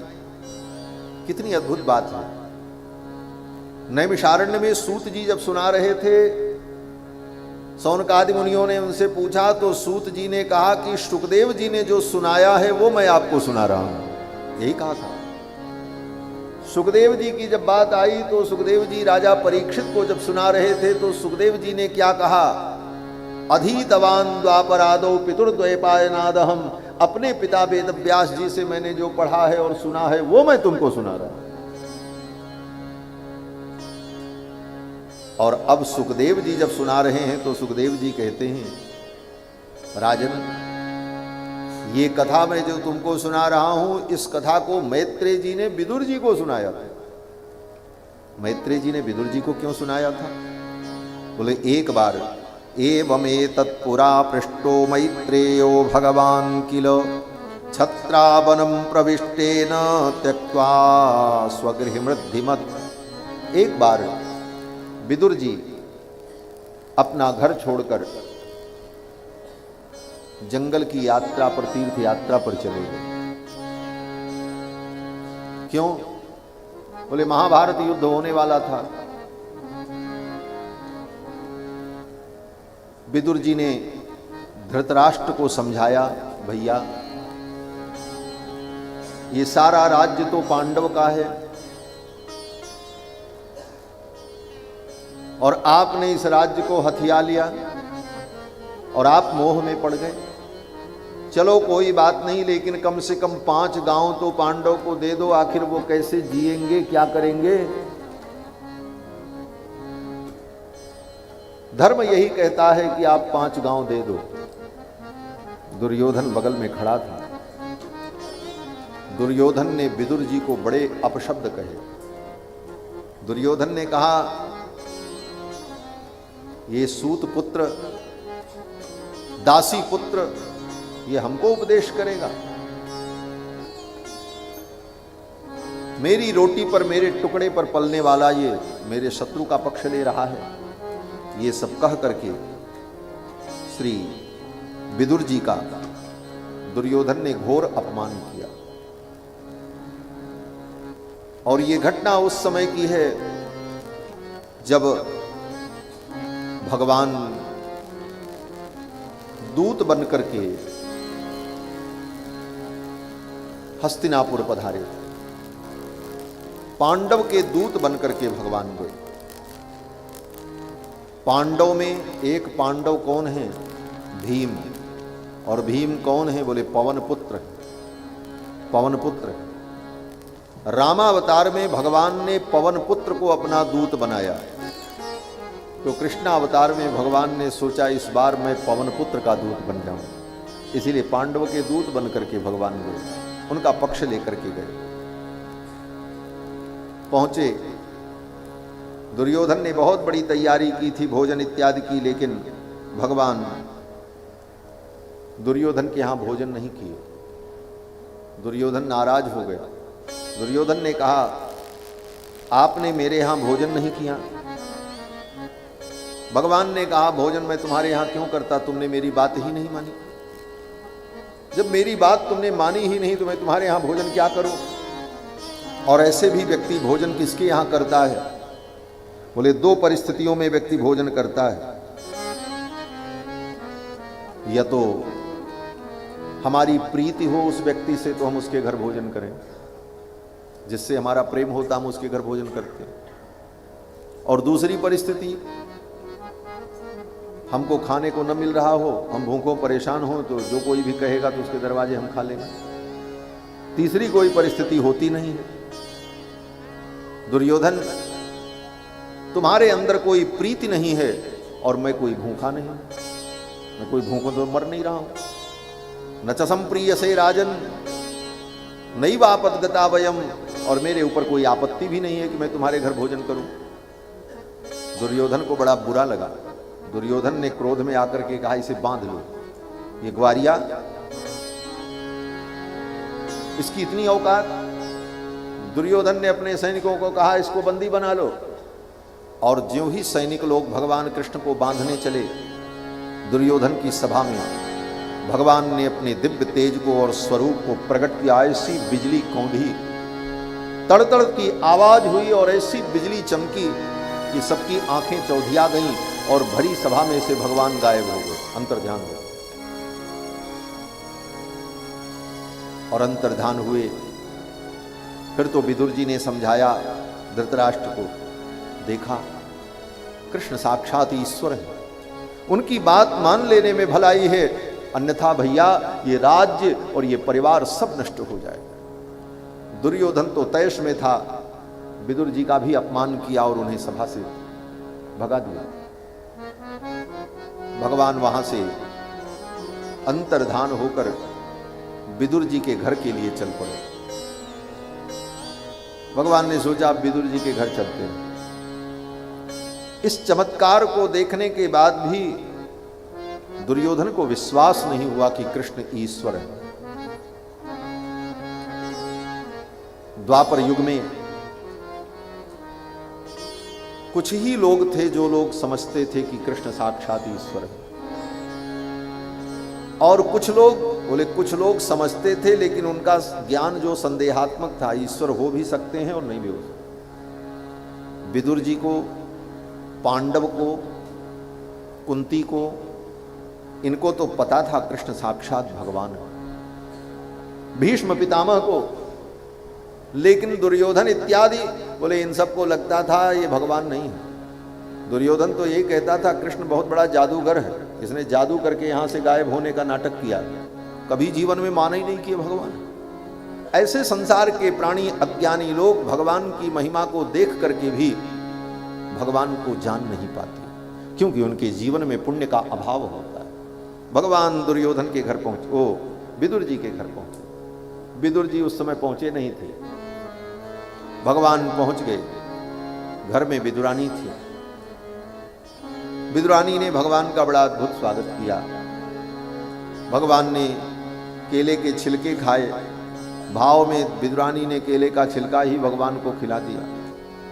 तब तक विदुर जी पहुंचे। भगवान की और विदुर जी की बड़ी सुंदर वार्ता हुई, और फिर भगवान भोजन करने के बाद कहने लगे, काका जी हमको नींद आ रही है, हम बहुत थके हुए हैं, हम सोना चाहते हैं, थोड़ा विश्राम कर लें। विदुर जी तो परेशान हो गए, मैं कहां सुलाऊं इनको। विदुर जी के घर में कोई बिस्तर भी नहीं था, कोई चौकी और पलंग भी नहीं थी, जमीन पर सोते थे विदुर जी। तो विदुर जी ने कहा मेरे घर में तो एक चटाई है। भगवान ने कहा हम इसी पे सो जाएंगे। सोए तो, लेकिन नींद नहीं आ रही थी भगवान को। क्यों? बोले तकिया लगा करके सोने का अभ्यास था। विदुर जी के घर में तकिया भी नहीं था। ऐसे त्याग में जीवन में विदुर जी रहते, जबकि राजमंत्री थे,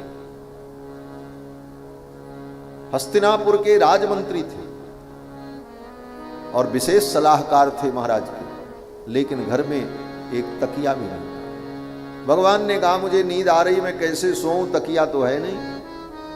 तो विदुर जी ने कहा श्याम सुंदर, मेरे पैरों को आप तकिया बना लो, मेरे जंघे पर सिर रख करके आप सो जाओ, जब तक आप सोओगे मैं बैठा रहूंगा। विदुर जी सिरहाने बैठे रहे और भगवान अपने सिर को विदुर की गोद में रख करके सोए। और जब भगवान ने करवट लिया तो भगवान के कान का जो कुंडल था वो विदुर जी के जंघे पर जब दबा तो विदुर जी के जंघे में भगवान के कुंडल के चिन्ह बन गए। जब विदुर जी जंगल में तीर्थ यात्रा पर गए तो बड़े बड़े ऋषि मुनि दौड़ दौड़ करके विदुर जी के पास मिलने आते थे। क्यों? बोले विदुर जी जरा वो चिन्ह हमें भी दिखा दो, भगवान गोविंद के कानों के कुंडल के चिन्ह आपके जंघाओं में बने हुए। और देख करके लोग भाव विभोर हो जाते कि भगवान ने विदुर पर कितनी बड़ी कृपा। विदुर ऐसे सौभाग्यशाली हैं कि भगवान जब इस धरती से जाने लगे अपनी लीला को पूर्ण करके, भगवान जब अपनी लीला को पूर्ण करके निज धाम जाने लगे तो उस समय भगवान ने विदुर को याद किया है। भक्तजन कहते हैं भगवान के इतने नाती पोता थे, 16,108 पत्नियां थीं और एक एक पत्नी से 10-10 पुत्र और एक एक बेटियां थीं, और फिर एक एक पुत्र के 10-10 पुत्र और एक एक बेटियां। इतना बड़ा परिवार था, लेकिन भगवान ने अपने नाती पोता और अपनी पत्नी का स्मरण नहीं किया। इस धरती से विदा होते समय, निज धाम जाते समय भगवान ने किसी अपनी पत्नी का भी स्मरण नहीं किया, न किसी के विषय में कोई चर्चा की। ऐसे निरपेक्ष थे गोविंद कृष्ण। लेकिन उद्धव जी से कहा, उद्धव ये मैत्रेय जी तुम्हारे साथ इस ज्ञान विज्ञान को सुन रहे हैं। मैत्रेय मैं तो जा रहा हूं, लेकिन तीर्थ यात्रा के प्रसंग में मेरे भक्त विदुर तुमको मिलेंगे, और जब विदुर मिलेंगे तो ये ज्ञान जो मैंने तुमको सुनाया है ये विदुर को तुम बता देना। ये कह करके भगवान निज धाम गए। ये घटना जब मैत्रेय जी ने विदुर जी को बताई तो विदुर जी रो पड़े हरिद्वार में, भगवान ने मुझे याद किया। भक्त भगवान को याद करे वो भक्त सौभाग्यशाली है, लेकिन जिस भक्त को भगवान याद करें वो तो महासौभाग्यशाली है। ऐसे विदुर जी परम भागवत, महाभागवत विदुर जी। विदुर जी ने अपने घर को छोड़ दिया और तीर्थ यात्रा पर निकल पड़े। बोले यहां तो अब अनर्थ होगा, ये युद्ध अधर्म युद्ध होगा, और मैं अगर इनके पक्ष से रहूंगा तो अधर्म हो जाएगा। पांडव के पक्ष में जाऊंगा तो महाराज को दुख होगा, इसलिए मुझे यहां रहना ही न चाहिए। और विदुर जी तीर्थ यात्रा के लिए निकल पड़े। सुखदेव जी कहते हैं छत्रा वनम प्रविष्टेन त्यक्त्वा स्वगृह वृद्धिमत, अपने उस घर को छोड़ दिया। कैसा घर? रिद्धिमत, जो रिद्धियों से भरा हुआ था। क्या रिद्धि थी विदुर जी के घर में? जिसके घर में सोने के लिए बिस्तर नहीं, और उसके विषय में वेद व्यास जी कहते हैं रिद्धिमत। उसका घर कैसा था? बोले रिद्धि और समृद्धि से भरा था। क्या समृद्धि थी विदुर जी के घर में? सोने को बिस्तर नहीं, खाने को भोजन नहीं, कच्चे केले के छिलके को खिलाया विदुरानी ने भगवान को। और व्यास जी कहते हैं विदुर जी का घर बड़ा समृद्ध था। क्या समृद्धि थी उस घर की? बोले उस घर में भौतिक संपत्ति तो नहीं थी, भौतिक संपत्तियां नहीं थी, लेकिन विदुर के घर में भगवान कृष्ण की जो स्मृतियां थीं वही वह उस घर की सबसे बड़ी अभूतपूर्व संपत्ति थी। जिस घर में कृष्ण आए थे, जिस घर में बैठकर कृष्ण ने छिलके खाए, जिस घर में आकर के भक्त वत्सल भगवान ने भक्त की महिमा को प्रकट किया, जिस घर में आकर के भगवान चटाई पर सोए, जिस घर में आकर के उस घर की गृहिणी को भगवान ने अपना पीतांबर उठाया। जब भगवान पहुंचे, विदुरानी घर में स्नान कर रही थी।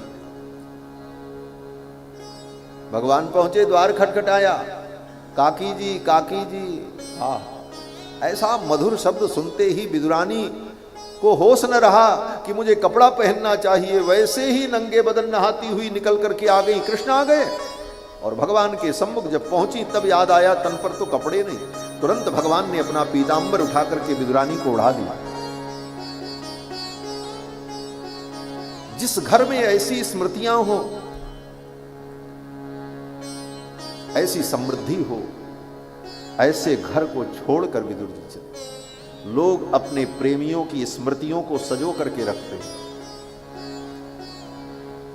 अपने प्रेमियों की स्मृतियों को लोग सजा करके रखते हैं, लेकिन विदुर जी ने उस घर को भी छोड़ दिया जिस घर में कृष्ण की इतनी स्मृतियां हैं। क्या त्याग था विदुर जी। और विदुर जी चल पड़े। यात्रा करते हुए विदुर जी वृंदावन में पहुंचे। वृंदावन में विदुर जी को उद्धव जी मिले। सुखदेव जी कहते हैं राजन, विदुर जी जब चले हस्तिनापुर से तो अपना धनुष और अपना बाण धृतराष्ट्र के द्वार पर रख दिया। स्वयं धनुर्द्वारि निधाय माया, धनुष अपना जो है द्वार पर रख दिया, बाण रख दिया। गतव्यथो यारुदमायनान मानयानः सनिर्गितः कवरव पुण्यलब्ध। और विदुर जी चल पड़े। कुछ नहीं ले गए, अपने घर की एक वस्तु नहीं ले गए, अपना धनुष बाण तक वहीं छोड़ दिया। लेकिन सुखदेव जी कहते हैं सनिर्गतः कौरव पुण्य लब्धः, कौरव का पुण्य लेकर के विदुर चले गए। कौरवों का पुण्य समाप्त हो गया। जब तक विदुर जी थे तब तक कौरवों का अनिष्ट नहीं। विदुर जी जा रहे हैं, वेद व्यास जी कहते हैं कौन जा रहा है? विदुर जा रहे हैं। बोले विदुर के रूप में कौरव का पुण्य जा रहा है। अब ये पुण्यहीन हो गए कौरव, और पुण्यहीन होने के कारण अब इनका विनाश निश्चित है। सनिर्गतः कौरव पुण्य लब्धो। एक भगवान का भक्त अगर तुम्हारे घर में है तो तुम अपना सौभाग्य समझो, उस भक्त के संबंध से तुम्हारा कल्याण होगा। वो जब तक रहेगा तब तक तुम्हारा अनिष्ट नहीं होगा, और जिस दिन तुमने उसे त्याग दिया अथवा वो तुम्हें त्याग करके चला गया तो फिर तुम्हारा विनाश तो तय है। दो इतिहास बड़ा प्रसिद्ध है, एक रामायण दूसरा महाभारत। रामायण के इतिहास में भी ऐसी ही घटना, श्री विभीषण जी महाराज जब लंका छोड़ करके भगवान के पास आ गए तो गोस्वामी जी कहते हैं कि अस कही चला विभीषण जबही, तो आयुहीन भये सब तबही। अस कही चला विभीषण जबही, अस कही चला विभीषण जबही, आयुहीन भये सब तबही, आयुहीन भये सब तबही। अस कही चला अस कही चला विभीषण जबही। विभीषण जी गए, रावण का पुण्य चला गया। और इधर विदुर जी जब गए तो व्यास जी कहते हैं कि सनिर्गत कौरव पुण्य लब्धो। विदुर जी चल पड़े और घूमते हुए इत्थम ब्रजन भारतमेव वर्षम, भारतवर्ष के विभिन्न तीर्थों में भ्रमण करते हुए विदुर जी महाराज कालेन यावत् गतवान् प्रभासम तावच्छचास क्षितिमेक चक्राम एकातपत्रामजितेन पार्थः। और श्री विदुर जी महाराज अनेक तीर्थों में भ्रमण करते हुए प्रभास क्षेत्र होते हुए वृंदावन आए, और वृंदावन में तत्रोद्धवम भागवतम ददर्श, भगवान के परम भक्त उद्धव जी का दर्शन हुआ विदुर जी को वृंदावन में। ये उद्धव जी कौन हैं? बोले सवासुदेवानुचरम प्रशांतम बृहस्पते प्राक्तनयम प्रतीपम, बृहस्पति के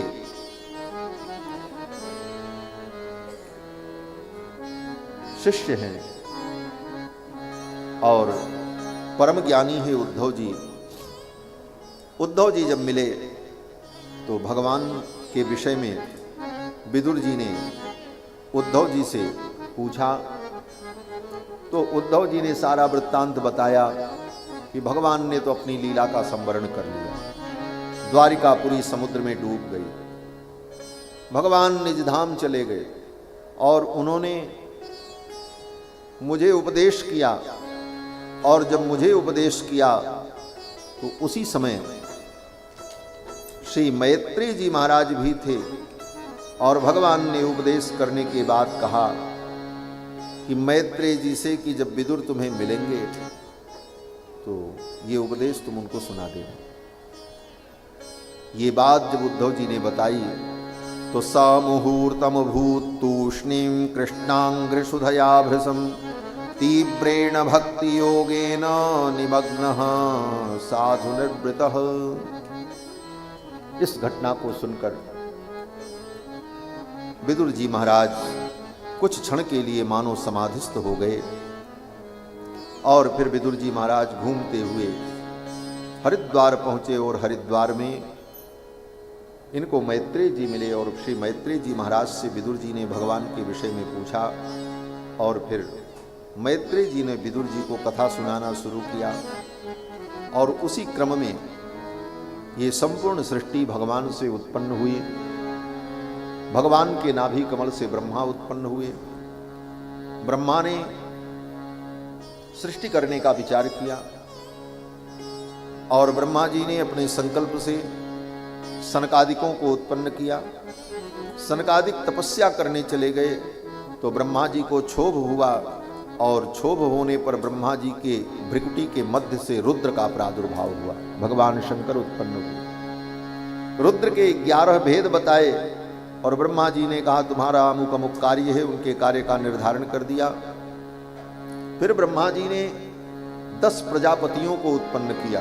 पुलस्त, पुलह, क्रतु, अंगिरा, वशिष्ठ इत्यादि इन सबको ब्रह्मा ने उत्पन्न किया।